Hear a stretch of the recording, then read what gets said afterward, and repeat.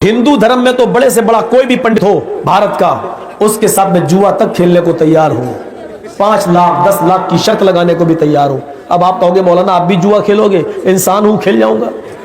इसको मौलाना की नजर से मत देखना, जर्जीस की नजर से देखना। एक लड़की ने यह सवाल किया था कि जीन्स पहनने में ऐतराज क्या है, टी शर्ट पहनकर हम निकलते हैं तो इसमें ऑब्जेक्शन क्या है? तो डॉक्टर जाकिर नाइक ने जो जवाब दिया था वो बड़ा अच्छा जवाब था।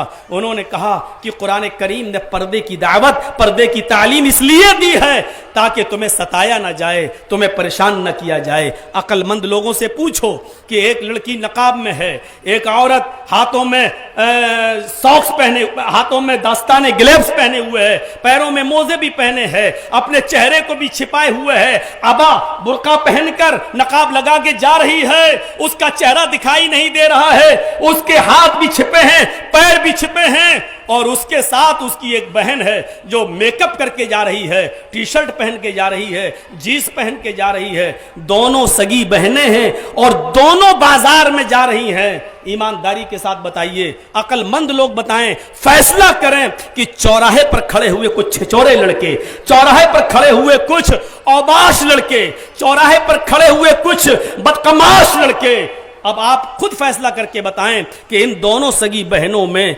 किसको बुरी नजर से देखेंगे और किसको गंदी नजर से देखेंगे। इसका फैसला मुझे किसी से पूछने की जरूरत नहीं, आपका दिल खुद गवारा कर लेगा, हमारा दिल खुद अंदर से गवाही देगा कि लड़के उस लड़की को छेड़ेंगे जो जीन्स पहने हुए है, जो टी शर्ट पहन के जा रही है। देख लीजिए आज यूपी का क्या हाल है, देख लीजिए आप आज राजस्थान का क्या हाल है, देख लीजिए आप हरियाणा का क्या हाल है, देख लीजिए कि रेप के केसेस कितने बढ़ रहे हैं, कितने लोग निकल के एहतिजाज की शक्ल में सामने आ रहे हैं।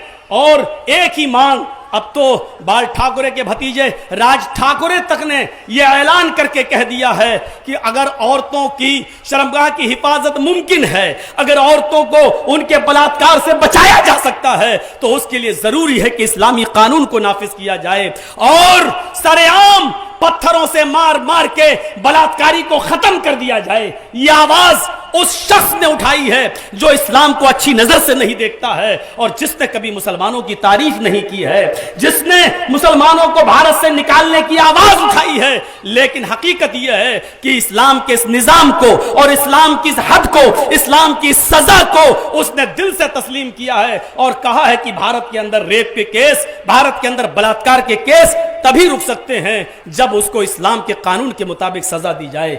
भरे मजमे में कहता हूं, अगर मेरी बात गलत हो तो बताओ, आज ऐसा होता है कि नहीं होता है कि एक लड़की बाकायदा पंचायत में कहती है कि इस लड़के के साथ मैं 1 साल से रह रही हूं, 2 साल से मेरा इसके साथ ताल्लुक है, अब ये शादी नहीं कर रहा है मेरे साथ, लिहाजा शादी करवाइए। और वो लड़का शादी से जब मना करता है तो पंच लोग बैठकर फैसला करते हैं कि तुम रहते थे कि हाँ ये भी राजी थी, मैं भी, मैंने ऐसा ऐसा किया, तो क्या हुआ? अब पंचायत फैसला क्या करती है? 5 लाख रुपया तुम दो, या तो शादी करो और शादी नहीं कर रहे हो तो लड़के से 5 लाख, 2 लाख, 1 लाख रुपया लेकर लड़की को दिया जाता है कि जाओ तुम अपना घर बसा लो। बताओ ऐसा होता है कि नहीं होता है? और ये पंचायत में ये फैसले किए जाते हैं कि नहीं किए जाते हैं? ऐसा भी होता है, लड़का किसी लड़की को लेके भाग गया, समाज सोसाइटी में बुराई हुई, बुलाया गया, लड़का लड़की को लेके आ गया, पंचायत बैठती है और पंचायत में ये लड़की का बाप रोता है, अब मेरी लड़की कहीं मुंह दिखाने के लायक नहीं रही।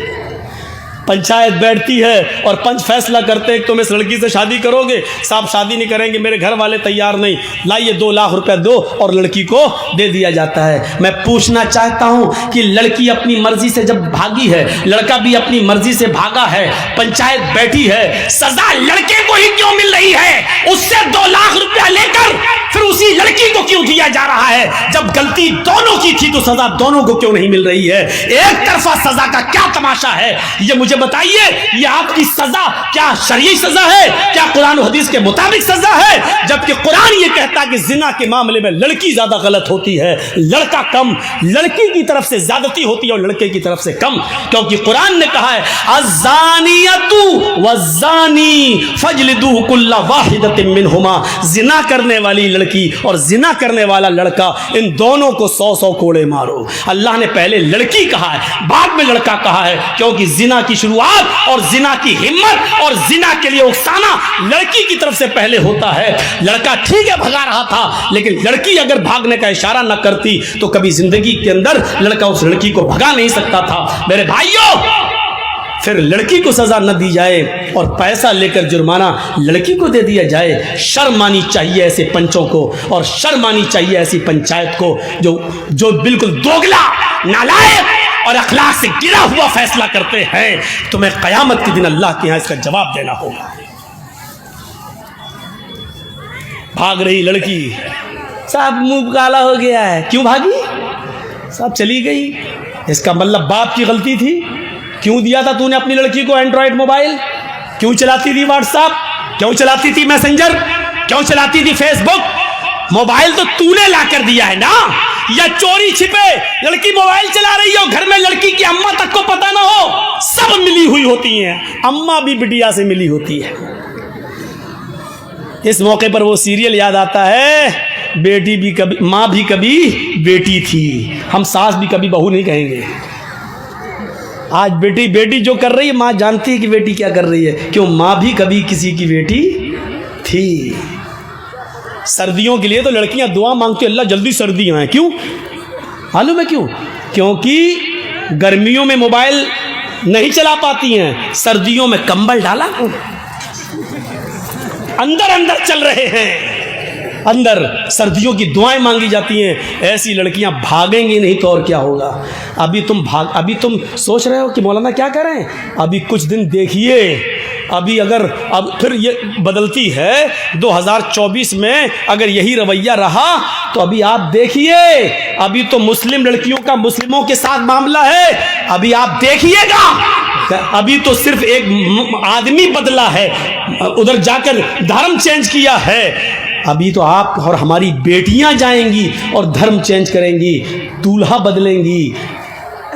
कोर्टों में एप्लीकेशनें पड़ी हुई हैं कि मैं फलां लड़के से शादी करना चाहती हूँ, मुझे डर है कि मेरा बाप रोड़ा अटकाएगा, मेरा बाप रोड़ा अटकाएगा। 3 लाख मुस्लिम लड़कियों की एप्लीकेशनें आज कोर्ट के अंदर पेंडिंग में हैं कि मेरे लिए शादी का सरकारी बंदोबस्त किया जाए।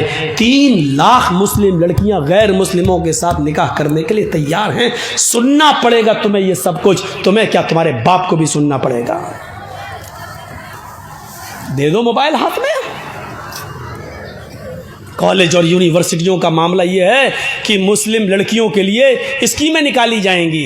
इतनी लड़कियां मुसलमान, और क्या कहा जाएगा? मुस्लिम लड़कियां पढ़ने में बहुत पीछे हैं, लिहाजा मुस्लिम लड़कियों के लिए फला कॉलेज में इतनी सीटें खाली हैं, फला डिपार्टमेंट में इतनी सीटें। और रही हिंदू धर्म की बात, तो हिंदू धर्म में तो बड़े से बड़ा कोई भी पंडित हो भारत का, उसके साथ में जुआ तक खेलने को तैयार हो, 5 लाख 10 लाख की शर्त लगाने को भी तैयार हो। अब आप कहोगे मौलाना आप भी जुआ खेलोगे? इंसान हूं, खेल जाऊंगा। इसको मौलाना की नज़र से मत देखना, जर्जीस की नज़र से देखना। हम मौलवियत की तौहीन नहीं करना चाहते।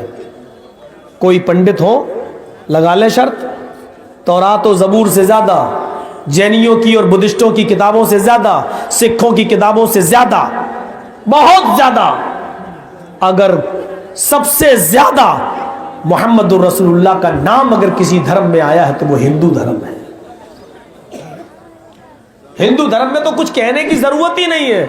मोहम्मद देखना हो तो मोहम्मद भी है, मोहम्मद देखना हो तो मोहम्मद भी है, अहमद देखना हो तो अहमद भी है, अहमद देखना हो तो अहमद भी है, मोहम्मद देखना हो तो यूं अज्ञान हेतु की मोहम्मदाधिकारम नाशम विधायम, मोहम्मद आएंगे अंधेरे को नाश कर देंगे, अंधेरे को खत्म कर देंगे। अंत में जो ऋषि आएगा उसका नाम क्या होगा? मोहम्मद। मोहम्मद आएंगे तो अंधेरे को नाश कर देंगे। यहां मोहम्मद आ गया, महामद ए तस्मिन्नंतरे मलेक चाचार समन्विता महामद इति खयाता शिक्षा का समन्विता महामद इति खयाता महामद इति खयाता। महामद इस दुनिया में आएंगे, पूरे विश्व के अंदर विख्यात, पूरे विश्व में उनकी शोहरत होगी। लो यहां मोहम्मद भी आ गया, अहमद भी आया। वेदा हामिद पुरुष महानिमादित्य और तपस प्रस्ताव। अहमद नाम का एक पुरुष जन्म लेगा, महानिमादित्य, वो बहुत बड़ा महान पुरुष होगा, उसके बराबर कोई दूसरा नहीं होगा। वरुण तपसा, ईश्वर की बहुत ही ज्यादा तपस्या करेगा। प्रस्ताव, जब वो आ जाए तो उसी की कुटिया में चले जाना, उसी की कुटिया में, उसी के धर्म में शामिल हो जाना, उसी की कुटिया में दाखिल हो जाना, यानी अहमद के रास्ते पे चलना। और अहमद भी आया है। अहमद पितुष्परी में धामृतस्य जगरप अहम सूर्यवाजनी। अहमद ने कहा, अहमद पितुष्परी में धामृतस्य जगरप, अहमद तमाम दुनिया वालों के लिए पिता के समान होंगे। अहमद पितुष्परी, अहमद पिता समान होंगे। जैसे बाप अपने बेटे की इस्लाह करता रहता, अपने बेटे की सुधार के लिए हर मुमकिन तरीका अपनाता है, अपने बेटे को चोर नहीं बनाता, डाकू नहीं बनाता, वो नहीं चाहता कि लुटेरा बने, वो चाहता कि मेरा बेटा सच्चे रास्ते पर, सीधे रास्ते पे चले, वो चाहता कि मेरा बेटा देश की सेवा करे, पढ़े लिखे। जैसे एक बाप अपने बेटे का हमदर्द होता है, अहमद पितुष्परी मोहम्मद अहमद जब इस दुनिया में आएंगे तो वो सबके लिए पिता जैसे होंगे, यानी पिता की तरह वो सबको समझाने वाले होंगे, गलत रास्ते से निजात देंगे और वो सबसे पहले कुर्बानी देंगे।